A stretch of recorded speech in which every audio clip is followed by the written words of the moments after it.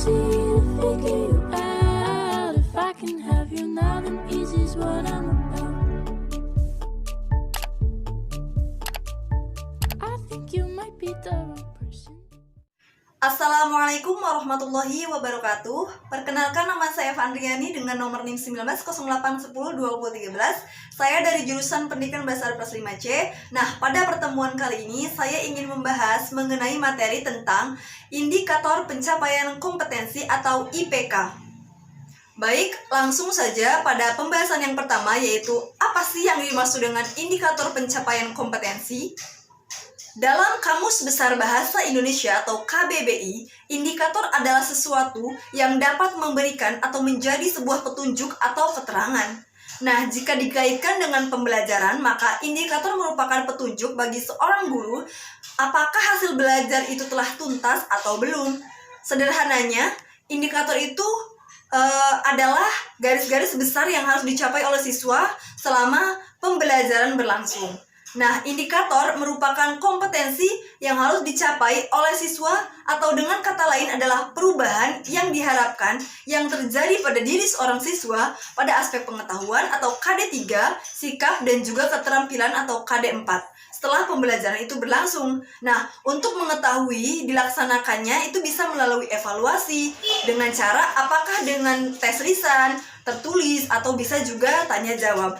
Nah, indikator pencapaian kompetensi atau IPK dikembangkan sesuai dengan karakteristik siswa, mata pelajaran, satuan pendidikan, potensi daerah, dan dirumuskan dalam kata kerja operasional yang terukur atau dapat diobservasi. Nah, yang selanjutnya, bagaimana cara pengembangan indikator pencapaian kompetensi?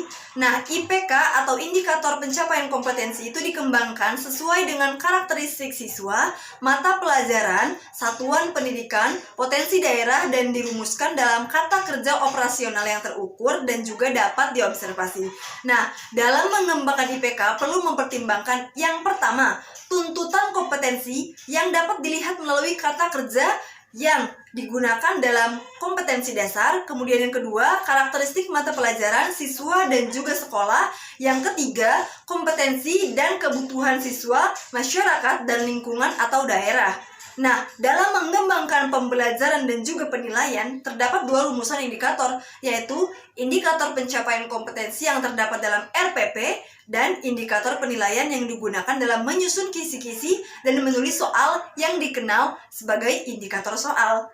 Nah, pengembangan IPK itu harus mengakomodasi kompetensi yang tercantum dalam kompetensi dasar. IPK juga dirumuskan dalam bentuk kalimat dengan kata kerja operasional.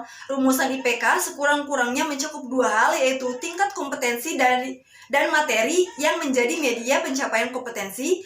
Kata kerja operasional pada IPK, pencapaian kompetensi aspek pengetahuan dapat mengacu pada ranah kognitif, taksonomi Bloom. Aspek sikap dapat mengacu pada ranah afektif, taksonomi Bloom. Aspek keterampilan dapat mengacu pada ranah psikomotor, taksonomi Bloom. Nah, IPK pada kurikulum 2013 untuk kompetensi dasar yang diturunkan dari kompetensi inti 1 dan juga 2 dalam bentuk perilaku umum yang bermuatan nilai dan sikap yang gejalanya itu dapat diamati sebagai dampak pengiring dari kompetensi dasar pada kompetensi inti 3 dan 4. Nah, IPK untuk KD yang diturunkan dari kompetensi 3 dan kompetensi 4 dirumuskan dalam bentuk perilaku spesifik yang dapat diamati dan juga dapat diukur. Nah, adapun ketentuan perumusan indikator pencapaian kompetensi, yang pertama, indikator itu harus dirumuskan dari kompetensi dasar. Yang kedua, menggunakan kata kerja operasional yang dapat diukur. Yang ketiga, dirumuskan dalam kalimat yang simpel, jelas, dan juga mudah dipahami. Kemudian yang keempat, itu tidak menggunakan kata yang bermakna ganda.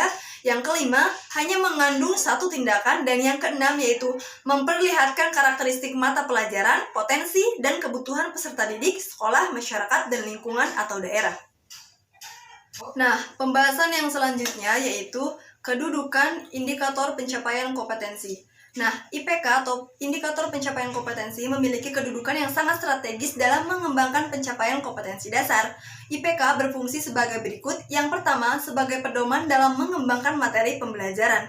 Pengembangan materi pembelajaran harus sesuai dengan indikator yang dikembangkan. IPK yang dirumuskan secara cermat dapat memberikan arah pengembangan materi pembelajaran yang efektif sesuai dengan karakteristik mata pelajaran, potensi, dan juga kebutuhan siswa, sekolah, serta lingkungan. Yang kedua, sebagai pedoman dalam mendesain kegiatan pembelajaran. Pengembangan desain pembelajaran hendaknya sesuai dengan IPK yang dikembangkan, karena IPK dapat memberikan gambaran kegiatan pembelajaran yang efektif untuk mencapai kompetensi.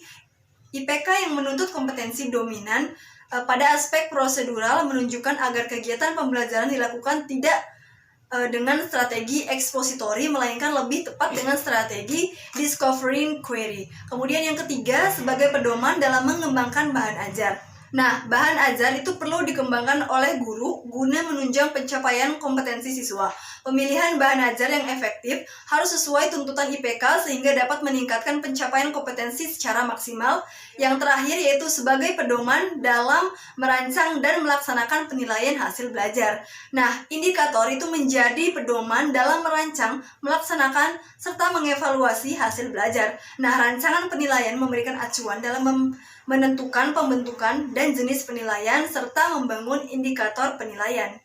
Selanjutnya yaitu saya akan membahas tentang indikator pencapaian kompetensi dari materi Al-Marafiqul Madrosiyah dari KD 3 dan juga KD 4. Pada tema Al-Marafiqul Madrosiyah dalam kompetensi dasar 3 yang pertama yaitu melafalkan kosakata atau mufradat tentang Al-Marafiqul Madrosiyah, kemudian juga menghafalkan kosakata atau mufradat tentang Al-Marafiqul Madrosiyah, kemudian menganalisis teks tentang Al-Marafiqul Madrosiyah, kemudian menerjemahkan teks tentang Al-Marafiqul Madrosiyah, kemudian menganalisis al-hiwar atau percakapan tentang Al-Marafiqul Madrosiyah, menerjemahkan al-hiwar atau percakapan tentang Al-Marafiqul Madrosiyah, menganalisis at-tarkib atau kaidah bahasa Arab, dan juga menyusun kalimat bahasa Arab sesuai dengan tarkib atau kaidah bahasa Arab. Kemudian ada kompetensi dasar 4. Yang pertama, melafalkan teks yang diperdengarkan tentang Al-Marafiqul Madrosiyah, kemudian juga menuliskan teks yang diperdengarkan tentang Al-Marafiqul Madrosiyah, kemudian yang ketiga, mendeskripsikan jenis teks dalam bahasa Arab tentang Al-Marafiqul Madrosiyah, yang keempat, menuliskan teks bahasa Arab berdasarkan jenis tentang Al-Marafiqul Madrosiyah, dan yang kelima, menilai teks bahasa Arab berdasarkan jenis teks Al-Marafiqul Madrosiyah, dan yang terakhir yaitu menilai teks bahasa Arab dengan tarkib tentang Al-Marafiqul Madrosiyah. Nah, bagaimanakah alokasi waktu dan beban belajar siswa pada tema Al-Marafiqul Madrosiyah? Alokasi waktu dan beban belajar siswa pada tema Al-Marafiqul Madrosiyah adalah 3 kali pertemuan atau 6 jam mata pelajaran dikali 40 menit. Nah, mungkin cukup sekian yang dapat saya jelaskan. Kurang lebihnya mohon maaf. Wabillahi taufiq wal hidayah. Wassalamualaikum warahmatullahi wabarakatuh.